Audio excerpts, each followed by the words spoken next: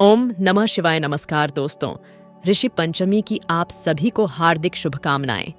दोस्तों, साल 2023 सितंबर के महीने में ऋषि पंचमी कब है? 20 या 21 सितंबर। और इस व्रत की समाप्ति कब होगी? इस दिन व्रत का पालन कैसे करें?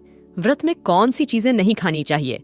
जान ले सब कुछ आज की इस वीडियो में। दोस्तों, आज की इस वीडियो में हम आपको ऋषि पंचमी से जुड़ी हर जानकारी बताएंगे, जैसे कि इस दिन व्रत कैसे रखें, कौन कौन व्रत रख सकता है, इस दिन क्या खाएं क्या नहीं, व्रत के नियम और इस दिन कौन से उपाय करने से आपकी सोई हुई किस्मत जाग सकती है और आप हो जाएंगे धन्यवाद मालामाल। और इस दिन से जुड़ी संपूर्ण जानकारी इस वीडियो में मिलेगी, इसीलिए वीडियो को आखिरी तक जरूर देखें। दोस्तों, यदि आप भी अपने जीवन में भगवान भोलेनाथ की कृपा पाना चाहते हैं तो इस वीडियो को लाइक करके कमेंट में ओम नमः शिवाय हर हर महादेव लिखना ना भूलें। दोस्तों, हिंदू धर्म में ऋषि पंचमी का व्रत महिलाओं के लिए बेहद खास माना जाता है। हर साल भाद्रपद माह कृष्ण पक्ष की पंचमी तिथि को ऋषि पंचमी मनाया जाता है। इस साल 20 सितंबर 2023 को ऋषि पंचमी मनाया जाएगा। इस दिन सप्त ऋषियों की पूजा अर्चना और व्रत रखने का बड़ा महत्व है। ऋषि पंचमी के दिन गंगा स्नान करने से महिलाओं के सुख सौभाग्य में कई गुना वृद्धि होती है। मान्यता है कि ऐसा करने से महिलाओं को जाने अनजाने में हो गए पापों से मुक्ति मिलती है और अखंड सौभाग्य का आशीर्वाद मिलता है। इस पर्व पर दान पुण्य के कार्य भी बेहद शुभ माने जाते हैं। तो आइए अब सुनते हैं ऋषि पंचमी की व्रत कथा, जिसे सुनने मात्र से आपकी सभी मनोकामनाएं पूरी हो जाएगी। एक समय राजा सिताश्व धर्म का अर्थ जानने की इच्छा से ब्रह्मा जी के समीप गए और उनके चरणों में शीश नवाकर बोले, हे आदिदेव, आप समस्त धर्मों के प्रवर्तक और गूढ़ धर्मों के जानने वाले हो। आपके मुख से धर्म चर्चा श्रवण कर मन को महान शांति मिलती है। भगवान के चरण कमलों में प्रीति बढ़ती है। वैसे तो आपने मुझे नाना प्रकार के व्रतों के विषय में उपदेश दिए हैं। अब मैं आपके मुखारविंद से उस श्रेष्ठ व्रत को सुनने की अभिलाषा रखता हूं, जिसके करने से प्राणी के समस्त पापों का नाश हो जाता है। राजा के इन वचनों को सुनकर ब्रह्मा जी ने कहा, हे नृपश्रेष्ठ, तुम्हारा प्रश्न अति उत्तम और धर्म में प्रति उपजाने वाला है। मैं तुमको समस्त पापों को नष्ट करने वाला सर्वोत्तम व्रत सुनाता हूं। यह व्रत ऋषि पंचमी के नाम से विख्यात है। इस व्रत को ग्रहण करने वाला प्राणी अपने समस्त पापों से सहज ही छुटकारा पा लेता है। उसे नरक में कदापि नहीं जाना पड़ता है। इस व्रत का एक अति प्राचीन इतिहास और भी है। उस इतिहास को मैं तुम्हारे सम्मुख वर्णन करता हूँ। एक समय की बात है कि विदर्भ देश में उत्तंक नामक ब्राह्मण अपनी पतिव्रता पत्नी के साथ निवास किया करता था। उस ब्राह्मण दंपत्ति के एक पुत्र और एक पुत्री थी। उसके पुत्र का नाम सुविभूषण था। वह कुशाग्र और तीक्ष्ण बुद्धि वाला था। उसने अल्पकाल ही में चारों वेदों को पढ़ लिया। हे राजन, उत्तंक ने अपनी पत्नी की परामर्श से अपनी पुत्री का विवाह एक सुयोग्य ब्राह्मण कुमार के साथ कर दिया। किंतु भगवान की गति ही कुछ ऐसी थी कि कन्या विवाह के 1 माह पश्चात ही विधवा हो गई। अतः विधवा होने के पश्चात वह कन्या अपने धर्म का पालन करती हुई अपने पिता के यहाँ रहकर ही अपने समय को व्यतीत करने लगी। विधवा कन्या के दुहक से दुखी होकर उत्तंक अपने घर-बार को अपने पुत्र को सौंपकर अपनी स्त्री और कन्या को लेकर गंगा जी के किनारे चला गया और वहां आश्रम बनाकर छेदों का पठन पाठन करने लगा। उसके पास कुछ ब्राह्मण भी वेद पढ़ने के लिए रहने लगे। कन्या भी अपने धर्म का पालन करती हुई अपना समय व्यतीत कर रही थी। वह नित्य प्रति मन लगाकर माता पिता की सेवा करती थी। एक दिन समस्त कार्यों से थककर वह एक शिला पर आराम करने के लिए लेट गई। थकान के कारण उसको अपने शरीर की सुधि भी न रही। भगवान की गति से अर्धरात्रि के समय यकायक उसके शरीर में कीड़े उत्पन्न हो गए। शिष्यों ने जब उस कन्या के शरीर पर कीड़ों को देखा तो उन्होंने जाकर अपनी गुरु पत्नी को बताया। कन्या के शरीर में कीड़े पड़ जाने की बात सुनकर ब्राह्मणी कातर स्वर से विलाप करती हुई उसी शिला के पास पहुंची जहां उसकी कन्या बेसुध पड़ी थी। उसके शरीर पर कीड़ों को देखकर बहुत दुखी हुई और विलाप करते करते वह ब्राह्मणी अचेत हो गई। जब उसे चेत हुआ तो उसने सोती हुई कन्या को गोदी में उठाया और अपने पति उत्तंक के सामने ले जाकर रख दिया। कन्या की दशा को देखते हुए ब्राह्मणी ने अपने पति से कहा, हे स्वामी, आप कृपा कर मुझे यह बताए कि मेरी इस साध्वी कन्या की दुर्दशा किस दुष्कर्म के कारण हुई है। अपनी भार्या की बातों को सुनकर उत्तंक मुनि थोड़ी देर के लिए शांत होकर हृदय में भगवान का ध्यान करने लगे। उन्होंने अपनी ज्ञान शक्ति के द्वारा कन्या के पूर्व जन्म के समस्त वृतांतों को जान लिया। तब वे अपने नेत्रों को खोलकर बोले, हे प्रिय, यह कन्या अपने पहले जन्म में एक ब्राह्मणी थी। उस समय इसने रजस्वला होते हुए भी एक समय घर के घड़े आदि बर्तनों को छू लिया था। उसी पाप के कारण इसके शरीर में कीड़े पड़ गए हैं। इसने शुद्ध होने के बाद अपनी सखियों के साथ ऋषि पंचमी व्रत को देखकर भी उसका आदर नहीं किया था। व्रत के दर्शन के प्रभाव से तो इस जन्म में इसको उत्तम ब्राह्मण कुल तो प्राप्त हुआ, परंतु उस व्रत का तिरस्कार करने के कारण इसके शरीर में कीड़े पड़ गए हैं।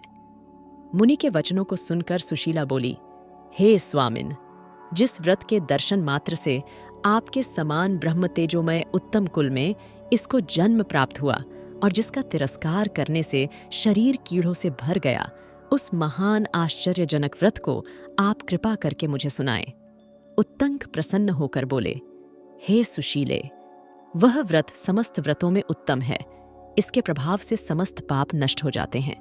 इस व्रत को धारण करने वाला निश्चय ही दैहिक, भौतिक और दैविक तीनों प्रकार के कष्टों से छूट जाता है। व्रत को धारण करके स्त्रियां सौभाग्य को प्राप्त करती हैं।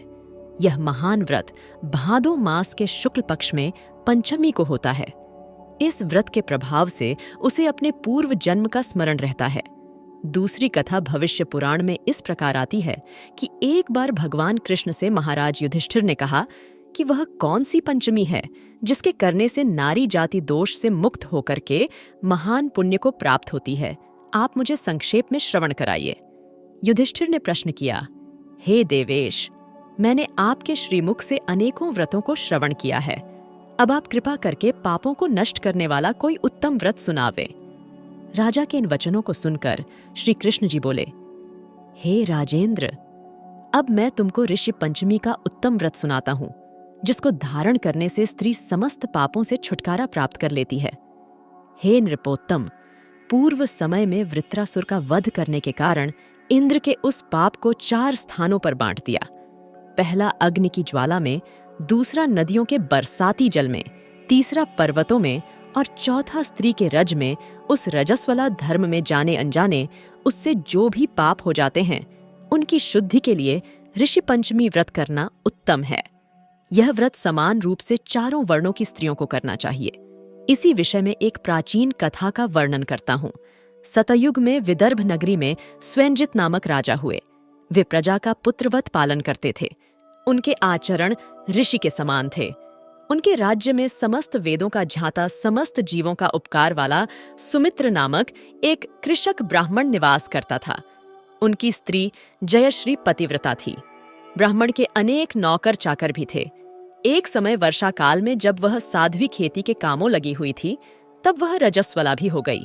हे राजन, उसे अपने रजस्वला होने का भास हो गया, किंतु फिर भी वह घर गृहस्थी के कार्यों में ही लगी रही। कुछ समय के पश्चात दोनों स्त्री पुरुष अपनी अपनी आयु भोग कर मृत्यु को प्राप्त हुए। जयश्री अपने ऋतु दोष के कारण कुतिया बनी और सुमित को रजस्वला स्त्री के संपर्क में रहने के कारण बैल की योनि प्राप्त हुई। क्योंकि ऋतु दोष के अतिरिक्त इन दोनों का और कोई अपराध नहीं था, इस कारण इन दानों को अपने पूर्व जन्म का समस्त विवरण याद रहा। वे दानों कुतिया और बैल के रूप में रहकर अपने पुत्र सुमित के यहाँ पलने लगे। सुमित धर्मात्मा था और अतिथियों का पूर्ण सत्कार किया करता था। अपने पिता के श्राद्ध के दिन उसने अपने घर ब्राह्मण को जिमाने के लिए नाना प्रकार के भोजन बनवाए। उसकी स्त्री किसी काम से बाहर गई हुई थी कि एक सर्प ने आकर रसोई के बर्तन में विष उड़ेल दिया। सुमित की माँ कुतिया के रूप में बैठी हुई यह सब देख रही थी। अतः उसने अपने पुत्र को ब्रह्म हत्या के पाप से बचाने की इच्छा से उस बर्तन को स्पर्श कर लिया। सुमित की पत्नी से कुतिया का यह कृत्य सहा न गया और उसने एक जलती लकड़ी कुतिया के मारी। वह प्रतिदिन रसोई में जो जूठन आदि शेष रहती थी उस कुतिया के सामने डाल दिया करती थी, किंतु उस दिन से क्रोध के कारण वह भी उसने नहीं दी। तब रात्रि के समय भूख से व्याकुल होकर वह कुतिया अपने पूर्व पति के पास आकर बोली, हे नाथ, आज मैं भूख से मरी जा रही हूं। वैसे तो रोज ही मेरा पुत्र खाने को देता था, मगर आज उसने कुछ नहीं दिया। मैंने सांप के विष वाले खीर के बर्तन को ब्रह्म हत्या के भय से छूकर भ्रष्ट कर दिया था। इस कारण बहू ने मारा और खाने को भी नहीं दिया है। तब बैल ने कहा, हे भद्रे, तेरे ही पापों के कारण मैं भी इस योनि में आ पड़ा हूं। बोझा ढोते ढोते मेरी कमर टूट गई है। आज मैं दिन भर खेत जोतता रहा। मेरे पुत्र ने भी आज मुझे भोजन नहीं दिया और ऊपर से मारा भी खूब है। मुझे कष्ट देकर श्राद्ध को व्यर्थ ही किया है। अपने माता पिता की इन बातों को उनके पुत्र सुमित ने सुन लिया। उसने उसी समय जाकर उनको भर पेट जन कर आया और उनके दुख से दुखी होकर वन में जाकर उसने ऋषियों से पूछा, स्वामी, मेरे माता पिता किन कर्मों के कारण इस योनि को प्राप्त हुए और किस प्रकार उससे छुटकारा पा सकते हैं? सुमित ने उन वचनों को श्रवण कर सर्वतपा नामक महर्षि दया करके बाले पूर्व जन्म में तुम्हारी माता ने अपने उच्चृंखल स्वभाव के कारण रजस्वला होते हुए भी घर गृहस्थी की समस्त वस्तुओं को स्पर्श किया था और तुम्हारे पिता ने उसको स्पर्श किया था। इसी कारण वे कुतिया और बैल की योनि को प्राप्त हुए हैं।